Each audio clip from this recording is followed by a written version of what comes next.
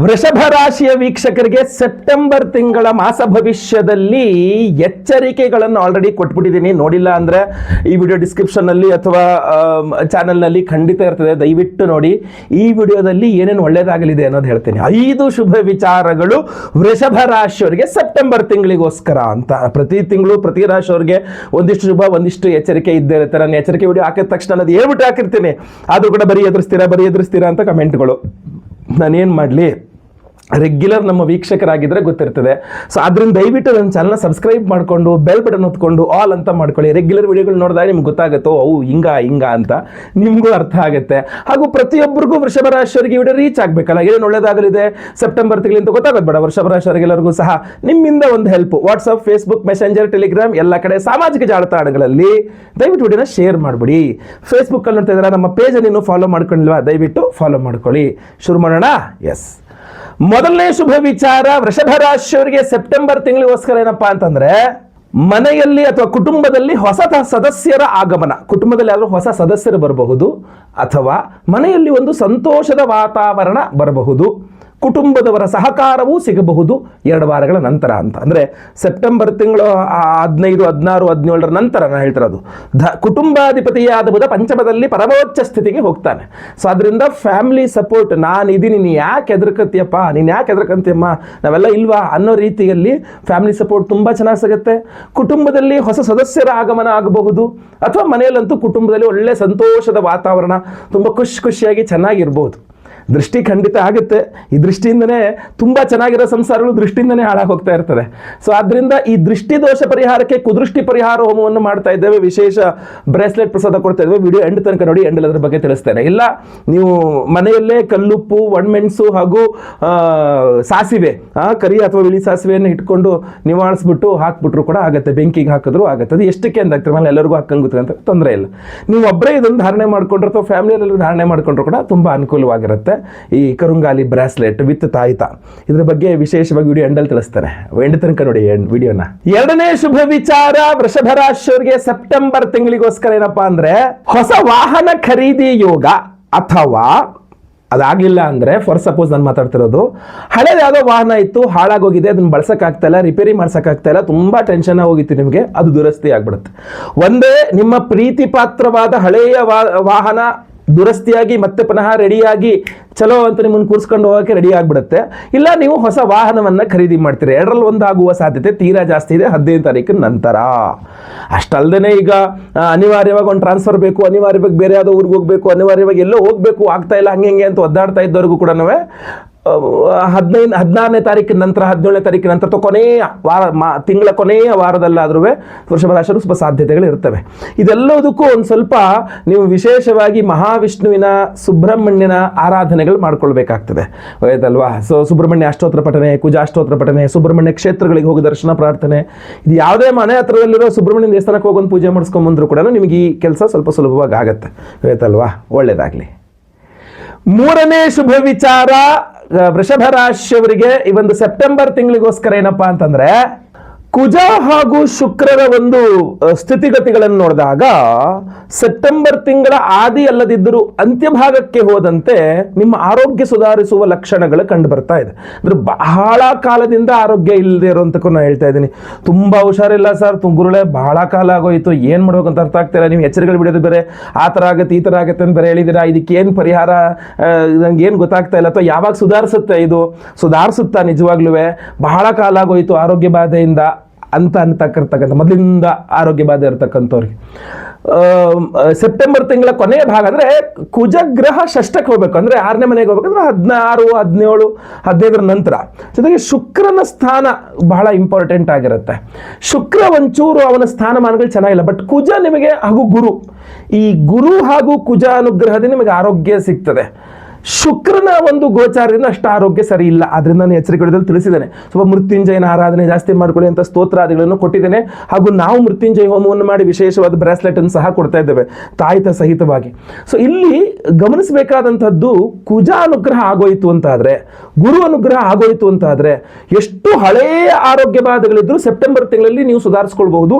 ಅದು ಮಾಸಾಂತ್ಯಕ್ಕೆ ಹೋದಂತೆ, 3ನೇ ವಾರ 4ನೇ ವಾರಕ್ಕೆ ಹೋದಂತೆ ನಿಮ್ಗೊಂದು ಸಡನ್ ಆಗಿ ಯಾವುದೋ ಡಾಕ್ಟರ್ ಸಿಕ್ಕರು, ಸಡನ್ ಆಗಿ ಯಾವುದೋ ಔಷಧಿ ಸಿಕ್ತು, ಏನೋ ಒಂದು ಸ್ವಲ್ಪ ಬ್ಯಾಕ್ ಟು ಟ್ರ್ಯಾಕ್ ಬಂದ್ಬಿಟ್ಟೆ, ಅಥವಾ ಆಗೋದೇ ಇಲ್ಲ ಅಂದ್ಕೊಂಡಿದ್ದೆ, ಮುಗೀತು ಅಂದ್ಕೊಂಡಿದ್ದೆ, ಏನು ಮಾಡಬೇಕು ಅಂತ ಅರ್ಥ ಆಗ್ತಿರಲ್ಲ, ತುಂಬ ಟೆನ್ಷನ್ ಆಗಿತ್ತು, ಅದು 3ನೇ ವಾರ ಅಥವಾ 4ನೇ ವಾರದಲ್ಲಿ ಔಷಧೋಪಚಾರಗಳು ಸಿಗ್ಬೋದು ಅಷ್ಟೆ, ಏನು ತೊಂದರೆ ಇಲ್ಲ.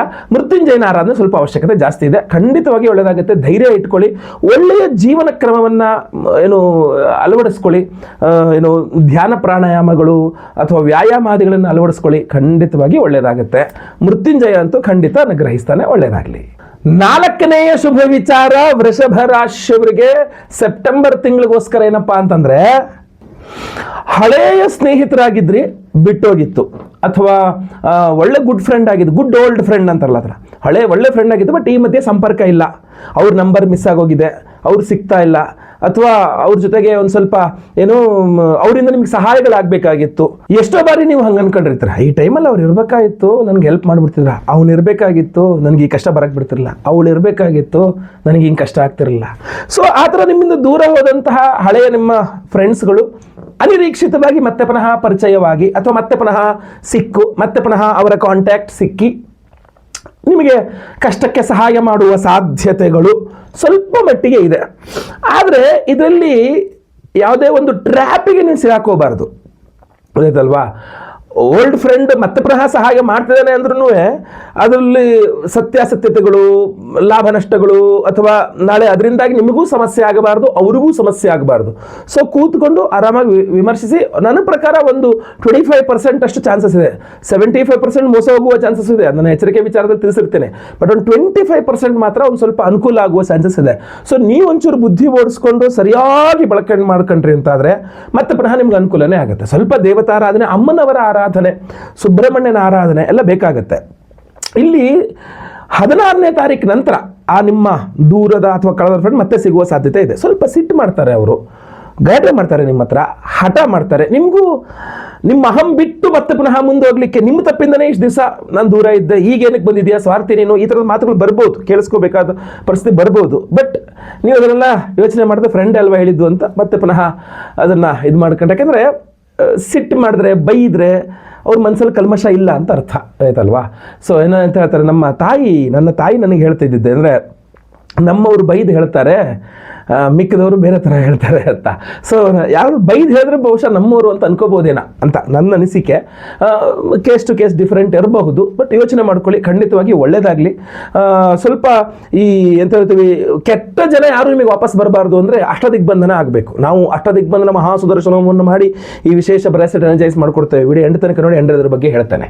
5ನೆಯ ಶುಭ ವಿಚಾರ, ವೃಷಭ ರಾಶಿಯವರಿಗೆ ಈ ಒಂದು ಸೆಪ್ಟೆಂಬರ್ ತಿಂಗಳಿಗೋಸ್ಕರ ಏನಪ್ಪಾ ಅಂತಂದ್ರೆ, ನೆನ್ಪಿಟ್ಕೊಳ್ಳಿ, ಸೆಪ್ಟೆಂಬರ್ 16ನೇ ತಾರೀಕಿನ ನಂತರ ಕುಜಗ್ರಹ 6ನೇ ಮನೆ ಅಂದ್ರೆ ತುಲಾ ರಾಶಿಗೆ ಕುಜ ಸಂಚಾರದ ನಂತರ ನಿಮಗೆ ಈ ಹಿಂದೆ ಬಹಳ ಹಿಂದೆ ನೀವು ಒಂದು ಸಾಲ ಮಾಡ್ಕೊಂಡ್ಬಿಟ್ಟಿರ್ತೀರಿ, ಅದನ್ನು ತೀರ್ಸಕ್ಕಾಗಿರಲ್ಲ. ನಿಮಗೆ ಹಿಂಗಾರ ಮಾಡಿದ ಒಂದು ಸಾಲ ತೀರಿಸ್ಬಿಡ್ಬೇಕಿತ್ತಲ್ಲ ಅಂತ ಅನ್ನಿಸ್ತಾ ಇರ್ತದೆ, ಬಟ್ ಆಗಿರಲ್ಲ. ಸೊ ನೀವೇನಾದರೂ ಆ ಥರದ ಸಂದಿಗ್ಧ ಪರಿಸ್ಥಿತಿಯಲ್ಲಿ ಇದ್ದಿದ್ದರೆ ನಿಮಗೆ ತೀರಿಸ್ಲಿಕ್ಕೆ ಅನುಕೂಲ ಆಗುತ್ತೆ. ಅಥವಾ ಸಾಲ ಕೊಟ್ಬಿಟ್ಟಿದ್ದೀರ, ವಾಪಸ್ ತಗೊಳಕ್ಕಾಗ್ತಾ ಇಲ್ಲ, ಬಹಳ ಹಳೇದ್ರಿ ಇದು, ಇವತ್ತು ನಿನ್ನೇದಲ್ಲ ಮಾರ, ತುಂಬ ಹಳೇದಿದು ಅಂತ. ಸೊ ಆ ಥರದ ಕ್ಲಿಷ್ಟಕರವಾದ ಗಂಟುಗಳಲ್ಲಿ ಸಿಕ್ಕೊಂಡಿರ್ತಕ್ಕಂಥದ್ದು ನಿಧಾನವಾಗಿ ಬಿಡಿಸ್ಕೊಂಡು ನಿಮ್ಮ ಹಳೆಯ ಸಾಲಗಳನ್ನು ತೀರಿಸ್ಕೊಳ್ಳೋಕ್ಕೆ ತುಂಬ ಅದ್ಭುತವಾದ ಅವಕಾಶಗಳು ಈಗ ಎಟ್ ಪ್ರೆಸೆಂಟ್ ಖಂಡಿತವಾಗಿ ಸಿಗ್ತದೆ. ಅಂದರೆ ಸೆಪ್ಟೆಂಬರ್ 15-16 ನಂತರ ಸಿಗ್ತದೆ.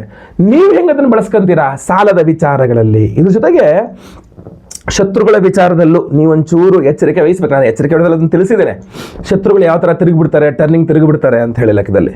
ಸೊ ಅದನ್ನೆಲ್ಲ ಒಂದೊಂದಾಗಿ ಗುಂಡಿ ಬಿಡಿಸ್ಕೊಂಡ್ರೆ ಸಾಲ ತಿರುಗಿಬಿಟ್ರೆ ಒಳ್ಳೇದಲ್ವಾ, ಅಥವಾ ಬರಬೇಕಾದ್ ಬಂದ್ಬಿಟ್ರೆ ಒಳ್ಳೇದಲ್ವಾ. ಚಾನ್ಸಸ್ ಇದೆ, ಒಂದು 30-40% ಚಾನ್ಸಸ್ ಇದೆ. ಯತ್ನೇ ಕೃತೆ ಕೋತ್ರ ದೋಷ, ಪ್ರಯತ್ನ ಹೊಡೆದಲ್ಲಿ ತಪ್ಪೇನಿದೆ. ಬಟ್ ನಿಮ್ಮ ಎಲ್ಲ ಸಮಸ್ಯೆಗಳು, ಆರೋಗ್ಯ ಬಾಧೆ ಇರ್ಬೋದು, ಮಾಟಮಂತ್ರ ಇರ್ಬೋದು, ದೃಷ್ಟಿದೋಷ ಇರ್ಬೋದು, ಯಾವುದೇ ಸಮಸ್ಯೆ ಇರಲಿ, ವೃಷಭ ರಾಶಿಯವರ ಎಲ್ಲ ಸಮಸ್ಯೆಗಳ ಪರಿಹಾರಕ್ಕೆ ನಾವೊಂದು ಪ್ರಯತ್ನ ಮಾಡ್ತಾ ಇದ್ದೇವೆ. ನಾವು ಮಾಡುವ ವಿಶೇಷವಾದ ಆ ಪರಿಹಾರ ಏನಪ್ಪಾ ಅಂತಂದ್ರೆ, ವೀಕ್ಷಕರೇ, ಆಗಸ್ಟ್ 23ನೇ ತಾರೀಕು ಶನಿವಾರ, ಶ್ರಾವಣ ಕೊನೆ ಶನಿವಾರ, ಈ ಬಾರಿ ಅಮಾವಾಸ್ಯೆ ಬಂದಿದೆ. ಸೊ 23ನೇ ತಾರೀಕು ಅಮಾವಾಸ್ಯೆ, ಶ್ರಾವಣ ಕೊನೆಯ ಶನಿವಾರದಂದು ನಮ್ಮ ಯಾಗಶಾಲೆಯಲ್ಲಿ ನಿಮ್ಮೆಲ್ಲರ ಸಮಸ್ಯೆಗಳ ಪರಿಹಾರಕ್ಕೂ ವಿಶೇಷ ಹೋಮಗಳನ್ನು ಮಾಡ್ತಾ ಇದ್ದೇವೆ.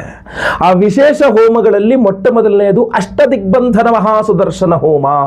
ಯಾವುದೇ ದಿಕ್ಕಿಂದಲೂ ಸಹ ನಿಮಗೆ ಸಮಸ್ಯೆಗಳಾಗಬಾರ್ದು, ಅಂದರೆ ಶತ್ರುಬಾಧೆ, ಮಾಟಮಂತ್ರ, ದೃಷ್ಟಿದೋಷ, ಯಾವ ತರಹದ ಸಮಸ್ಯೆಗಳು ಸಹ ಆಗಬಾರದು, ಒಂದು ರಕ್ಷಣೆ ಸಿಗಬೇಕು ಅಂತಂದಾಗ ಅಷ್ಟದಿಗ್ಬಂಧನ ಮಹಾಸುದರ್ಶನ ಹೋಮ ಅದ್ಭುತವಾದಂತಹ ಒಂದು ಹೋಮ ಅದು.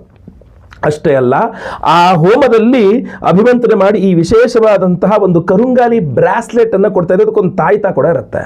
ಆ ತಾಯ್ತದಲ್ಲಿ ಹಾಗೂ ಆ ಬ್ರಾಸ್ಲೆಟ್ ಅಲ್ಲಿ ವಿಶೇಷವಾಗಿ ಅಷ್ಟದಿಗ್ಬಂಧನ ಮಹಾಸುದರ್ಶನ ಹೋಮದ ಶಕ್ತಿ ಎನರ್ಜೈಸ್ ಮಾಡಿರ್ತವೆ, ಅದರಲ್ಲಿ ಹಾಕಿರ್ತೇವೆ. ಜೊತೆಗೆ ಅಷ್ಟೇ ಅಲ್ಲ, ಇನ್ನು ಮುಂದೆ ಬಂದು ನಿಮ್ಮೆಲ್ಲರ ಆರೋಗ್ಯ ಬಾಧೆಗಳು ಪರಿಹಾರವಾಗಬೇಕು, ಅಪಮೃತ್ಯು ಪೀಠಗಳು ಪರಿಹಾರವಾಗಬೇಕು, ಅದ್ಭುತವಾದಂತಹ ಗೌರಿ ಸಮೇತ ಅಮೃತ ಮಹಾಮೃತ್ಯುಂಜಯ ಹೋಮವನ್ನು ಮಾಡ್ತಾ ಇದ್ದೇವೆ. ಮಹಾಮೃತ್ಯುಂಜಯ ಹೋಮ, ಅಷ್ಟದಿಗ್ಬಂಧನ ಮಹಾಸುದರ್ಶನ ಹೋಮ, ಮಹಾಮೃತ್ಯುಂಜಯ ಹೋಮ, ಈ ವಿಶೇಷವಾದಂತಹ ಕರುಂಗಾಲಿ ಬ್ರಾಸ್ಲೆಟ್ ಹಾಗೂ ಈ ತಾಗಿತ ಮಹಾಮೃತ್ಯುಂಜಯ ಹೋಮದಲ್ಲೂ ಎನರ್ಜೈಸ್ ಆಗಿರುತ್ತೆ. ಅಲ್ಲಿಗೆ ಈ ಒಂದು ಬ್ರಾಸ್ಲೆಟ್ ಅನ್ನು ಧಾರಣೆ ಮಾಡೋದ್ರಿಂದ ಈ ಕಡೆ ಆರೋಗ್ಯ ಬಾಧೆಯಿಂದನೂ ಪರಿಹಾರ, ರೋಗ ಪೀಡೆಗಳಿಂದಲೂ ಪರಿಹಾರ, ಶರೀರ ರಕ್ಷಣೆ, ಜೊತೆಗೆ ಈ ಮಾಟ ಮಂತ್ರ ದೃಷ್ಟಿ ದೋಷಾದಿಗಳೆಲ್ಲದೂ ಸಹ ಪರಿಹಾರ. ದೃಷ್ಟಿ ಅಂತ ತಕ್ಷಣ ನೋಡಿ ಇನ್ನೂ ಬರ್ತದೆ, ಕುದೃಷ್ಟಿ ಪರಿಹಾರ ಹೋಮವನ್ನು ಮಾಡ್ತಾ ಇದ್ದೇವೆ. ಶ್ರಾವಣ ಕೊನೆಯ ಶನಿವಾರ ಅಮಾವಾಸ್ಯೆ 23ನೇ ತಾರೀಕು ಕುದೃಷ್ಟಿ ಪರಿಹಾರ ಹೋಮ. ಆ ಕುದೃಷ್ಟಿ ಪರಿಹಾರ ಹೋಮದಲ್ಲೂ ಸಹ ಈ ವಿಶೇಷವಾದಂತಹ ಕರುಂಗಾಲಿ ಬ್ರಾಸ್ಲೆಟ್ ಸಹ ಏನು ತಾಯಿತದ ಜೊತೆಗಲ್ಲಿ ಕೊಡ್ತಾ ಇದ್ದೇವೆ ನೋಡಿ. ಈ ತರ ಕೈಯಲ್ಲಿ ಧಾರಣೆ ಮಾಡ್ಕೊಳ್ತಕ್ಕಂಥದ್ದು ತುಂಬಾ ಒಳ್ಳೆ ಅದ್ಭುತವಾದಂತಹ ಕಾಂಬಿನೇಷನ್. ಮಾಟಮಂತ್ರ, ದೃಷ್ಟಿದೋಷ, ಶತ್ರುಬಾಧೆ, ಯಾವ ಪೀಡೆಗಳಿದ್ರೂ ಪರಿಹಾರವಾಗಬೇಕು.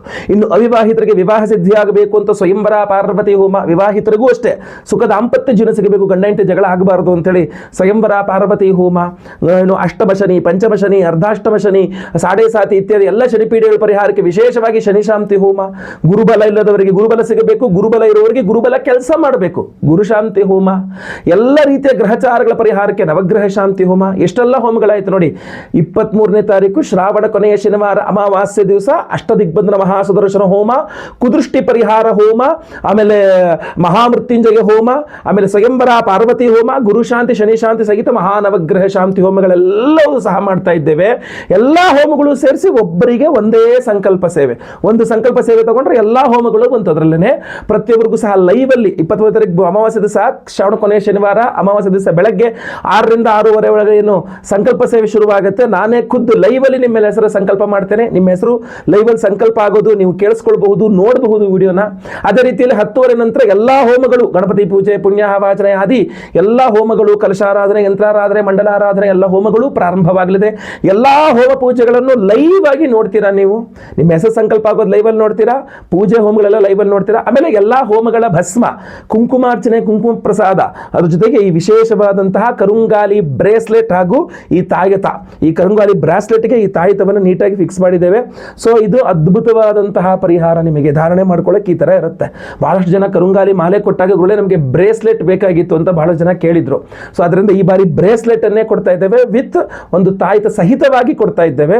ಈ ತಾಯಿತದಲ್ಲಿ ಎಲ್ಲಾ ವಿಶೇಷವಾದಂತಹ ಆ ಶಕ್ತಿ, ಹೋಮದ ಶಕ್ತಿಯನ್ನು ಇದರಲ್ಲಿ ತುಂಬಿ ಈ ಕರುಂಗಾಲಿ ಮಾಲೆ ಎನರ್ಜೈಸ್ ಮಾಡಿ, ಬ್ರೇಸ್ಲೆಟ್ ಎನರ್ಜೈಸ್ ಮಾಡಿ ಬ್ರೇಸ್ಲೆಟ್ ಅನ್ನು ಕೊಡ್ತಾ ಇದ್ದೇವೆ. ಸೊ ಸಂಕಲ್ಪ ಸೇವೆಗೆ ಹೆಸರು ಕೊಡೋರು ಸ್ಕ್ರೀನ್ ಮೇಲೆ ಕಾಣುವಂಥ ನಂಬರ್ಗೆ ನಿಮ್ಮ ಹೆಸರು, ಗೋತ್ರ ಗೊತ್ತಿದ್ರೆ, ನಕ್ಷತ್ರ ಗೊತ್ತಿದ್ರೆ, ರಾಶಿ ಗೊತ್ತಿದ್ರೆ ಬೇಗ ವಾಟ್ಸಪ್ ಮಾಡ್ಕೊಳ್ಳಿ. ಇಲ್ಲ ಹೆಸರು ವಿಳಾಸ ಅಷ್ಟೇ ಕಳಿಸೋರು ಕೂಡ ಪರವಾಗಿಲ್ಲ, ಸ್ಕ್ರೀನ್ ಮೇಲೆ ನಂಬರ್ಗೆ ಬೇಗ ವಾಟ್ಸಪ್ ಮಾಡ್ಕೊಳ್ಳಿ, ರಿಜಿಸ್ಟರ್ ಮಾಡ್ಕೊಳ್ಳಿ ನಿಮ್ಮ ಹೆಸರನ್ನ. ತುಂಬ ಬೇಗ, ಆದಷ್ಟು ಬೇಗ ರಿಜಿಸ್ಟರ್ ಮಾಡ್ಕೊಳ್ಳಿ, ಒಳ್ಳೆಯದಾಗಲಿ. ಹಾಗೂ ಪ್ರತಿಯೊಬ್ಬರಿಗೂ ಈ ವಿಡಿಯೋ ರೀಚ್ ಆಗೋ ಥರ ದಯವಿಟ್ಟು ವಾಟ್ಸಪ್, ಫೇಸ್ಬುಕ್, ಮೆಸೆಂಜರ್, ಟೆಲಿಗ್ರಾಮ್ ಎಲ್ಲ ಕಡೆ ಸಾಮಾಜಿಕ ಜಾಲತಾಣಗಳಲ್ಲಿ ವಿಡಿಯೋನ ಶೇರ್ ಮಾಡಲಿಕ್ಕೆ ಮರಿಬೇಡಿ.